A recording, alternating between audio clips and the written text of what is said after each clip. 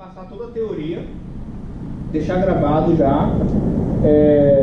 Vou passar os slides todos de canais, falar sobre aspectos de projeto que vão cair questões teóricas na prova, tá? Como caiu na anterior. Caiu na anterior. Pode ir. E aí deixa gravado, né, pra galera, né? Vai ficar gravado.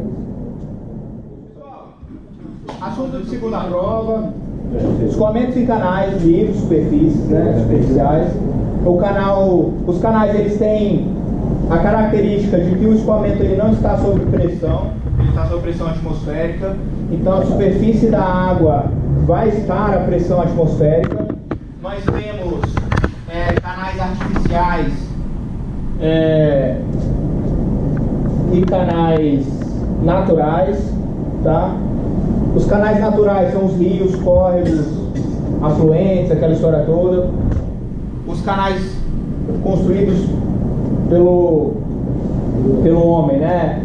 Geralmente eles têm seções fixas e contínuas ao longo do alinhamento. A gente sempre procura fazer o canal com a mesma seção, fica mais fácil fazer o projeto, mais fácil de executar e tudo mais. Eles podem ser abertos ou fechados. O que a gente constrói pode ser aberto ou fechado. Os canais abertos, eles têm algumas geometrias mais padrão, assim. Você pode ter um canal retangular,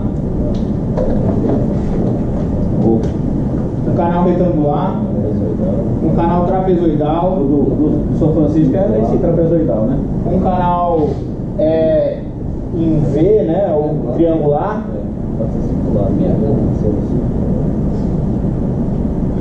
E temos os canais fechados. Na maioria das vezes são circulares. O canal circular está nesse sentido. E numa determinada velocidade, essa tinta ela anda linear, paralelo às paredes e tal. Seria o fluxo laminar. Em um determinado momento, aumentando a velocidade e tudo mais, essa tinta ela começa a turbilhonar. Vai turbilhonar, sei lá como é que é a palavra. Mas você passa a um fluxo turbulento, tá? Beleza. Tem outra consideração, que é o número de Froude. Eu acho que vocês não estudaram em fenômenos. A gente vai usar bastante hidráulica aqui. O número de Froude, ele vai fazer a transição entre um fluxo rápido e um fluxo lento. Tipo assim, quando que eu vou ter a maior vazão possível do canal? A maior vazão possível do canal seria quando eu tivesse um canal mais circular possível. Que aí eu teria uma distribuição de velocidades mais homogênea, tá? Porém isso não é, na maioria das vezes isso a gente não escolhe. Tipo, quando eu vou construir o canal, a inclinação do talude vai depender de aspectos geológicos. Vai depender da resistência do solo, da rocha, do perfil geológico. Às vezes eu tenho solo, depois rocha, né? E aí eu preciso às vezes fazer variações na seção do canal. Então eu preciso pensar o seguinte: poxa, qual seria o melhor formato possível do canal? Então, o melhor formato teórico do canal seria quando eu tiver a superfície de contato entre a água e a parede do canal menor possível. Eu vou ter menor perímetro molhado. Porque o que faz a perda de carga, se eu tiver a mesma inclinação, eu posso ter diferentes vazões, dependendo da seção do canal. Se for uma seção mais arredondada, eu posso ter uma vazão maior. Se for uma seção mais aberta demais, eu posso ter uma área de contato muito grande e você ter uma vazão menor. Agora eu fui perceber realmente que lá a vazão é maior mesmo. Aí você tem, mas aí, bom, a gente precisa caminhar para explicar a ideia, né? Porque senão eu ia ficar discutindo com o cara aqui ia dar merda, né? Um ia ficar puxando para um lado, outro para o outro, né? Então, a vazão depende do perímetro. Quanto menor o perímetro, maior vai ser a vazão. O menor perímetro, você tem menos atrito da água com a superfície. Então a seção ideal seria algo circular. Como isso nem sempre é possível, a gente pode trabalhar com as outras aí. Então, a inclinação Z, a inclinação da parede do canal, a gente chama de Z. Seria o valor horizontal para cada um na vertical. O talude está aqui, ó. E eu vou ter aqui um valor Z e aqui o valor 1 na vertical. O Z na horizontal. O Z é o valor na horizontal para cada um na vertical. Geralmente a gente escreve assim. Vamos supor. Ele colocou Mzinho aí. Exemplo. Mas a gente vai usar o Z, tá? Exemplo. Z igual a 2. A gente vai ter um canal assim, ó, que a cada 1 metro aqui, eu vou ter 2 metros aqui. Aí a gente escreve assim, ó, 2H, 2 pontos, 1 vertical.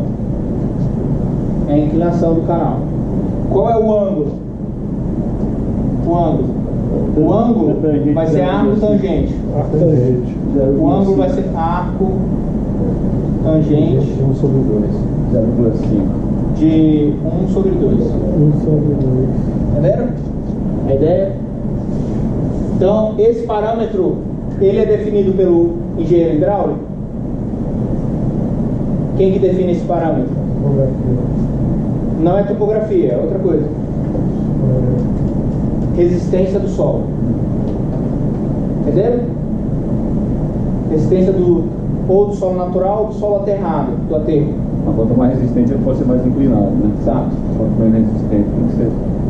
A questão topográfica pode ser relevante, pode, mas não é o fator determinante.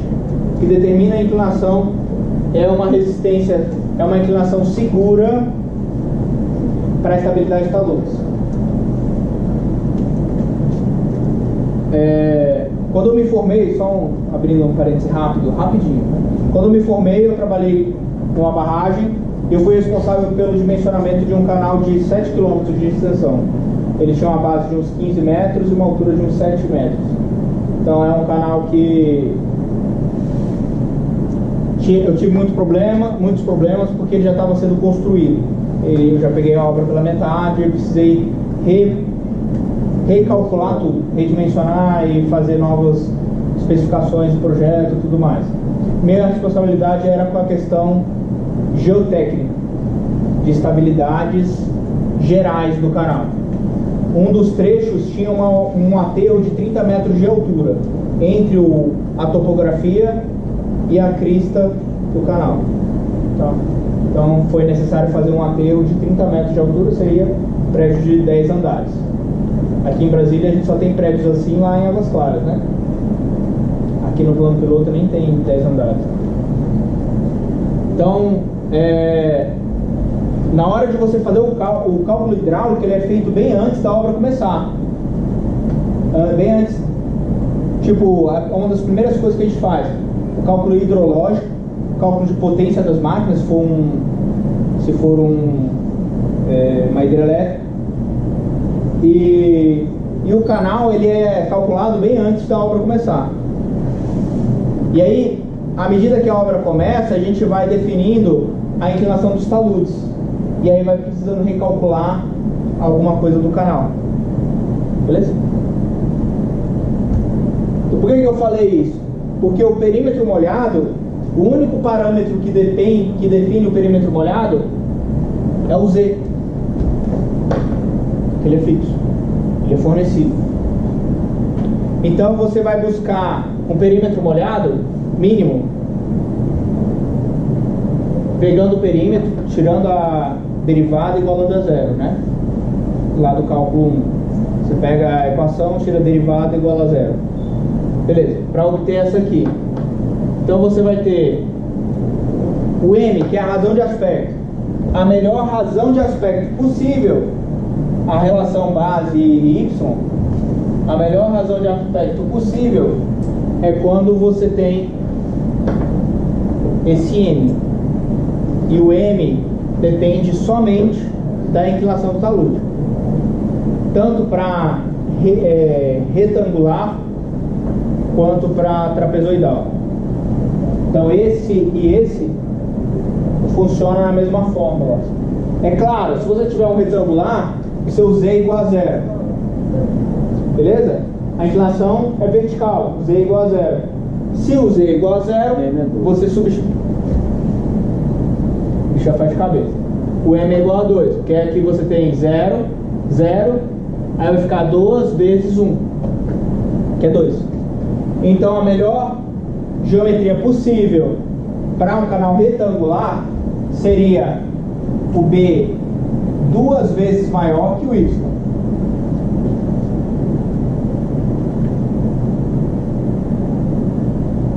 Beleza? Aí o ângulo aí seria o cotangente e tal. Aqui ele já coloca o exemplo, né? Nem precisava calcular, ele coloca aqui, ó. Se você tem um retângulo, o z é igual a 0, substituindo na fórmula, o seu m é igual a 2, então sua base tem que ser 2 vezes o y. Quando você está trabalhando com um círculo, um cálculo circular, aí você tem duas condições que já estão muito bem conhecidas. A relação entre tirante e diâmetro, que é a altura da lâmina de água com o diâmetro, você tem duas situações, uma com a máxima velocidade e outra com a máxima vazão. E aí vai ter exercícios na lista de exercícios de vocês, fazendo o comparativo aí e tal, para vocês encontrarem a máxima velocidade ou vocês encontrarem a máxima vazão, e aí os valores já estão calculados aí para vocês, tá? Também obtidos por manipulações de fórmulas e tudo mais, tá? Não vou entrar em detalhes, tá? Não necessariamente a sua seção é circular. Você pode ter uma seção ovalada. Aqui seria, para uma seção circular, você tem a relação entre y e diâmetro. Isso aqui é a altura da lâmina de água. Y, diâmetro. Por exemplo, 50% cheio, 60% cheio, ou 60% de altura de água, entenderam? Aqui é qual é a altura de água em relação a um diâmetro. Se eu chegar a 100% é porque eu estou na seção completa. 50% meia seção e assim por diante. Então aqui é a seção. E aqui são os parâmetros hidráulicos. Qual é a vazão em relação à vazão plena? Qual a velocidade em relação à velocidade plena? Qual o raio hidráulico em relação ao raio hidráulico pleno? Raio hidráulico, se história pleno, seria a seção completamente cheia de água. E aí o seu perímetro vai ser π vezes diâmetro, que é a circunferência que é o perímetro do círculo. Tá? A sua área plena seria πr ao quadrado, ou diâmetro vezes o π ao quadrado sobre 4. E aí você pode construir um ábaco para você fazer os cálculos, para obter os parâmetros a partir do ábaco. Você faria o cálculo do pleno e obteria o outro resultado a partir desse ábaco aí. Então é uma outra forma de você resolver o exercício, tá? A gente não vai usar isso, mas caso vocês precisem calcular uma seção com uma geometria qualquer, você tem algumas geometrias que já estão tabeladas. Por exemplo, construção de um túnel. Você vai fazer um túnel em rocha para passar água.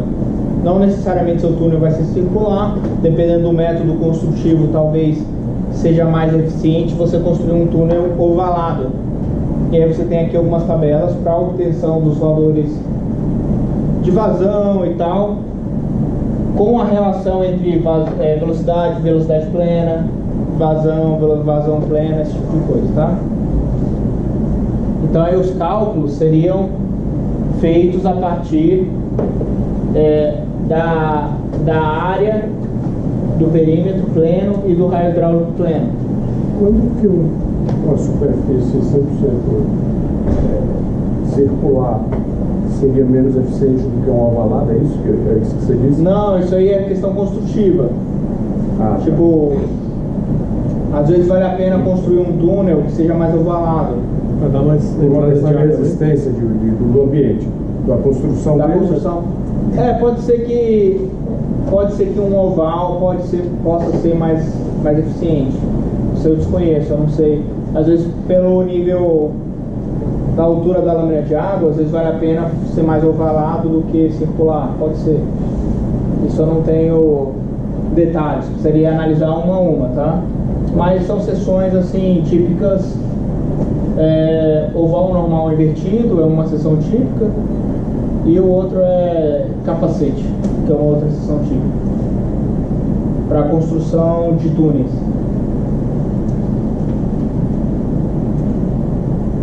Mais seções típicas, tá?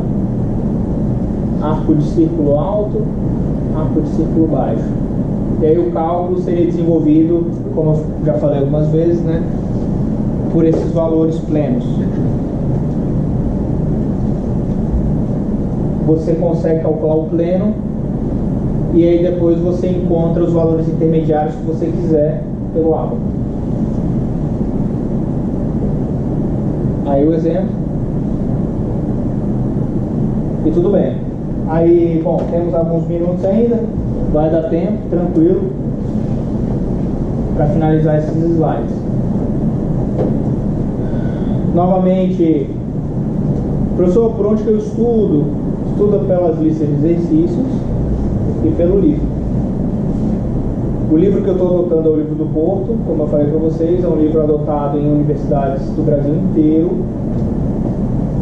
As melhores universidades usam o livro do Porto, pelo menos até onde eu já ouvi falar. O UNB usa o livro do Porto, e lá. Então, Porto coloca, ele fez uma compilação de aspectos sobre projetos de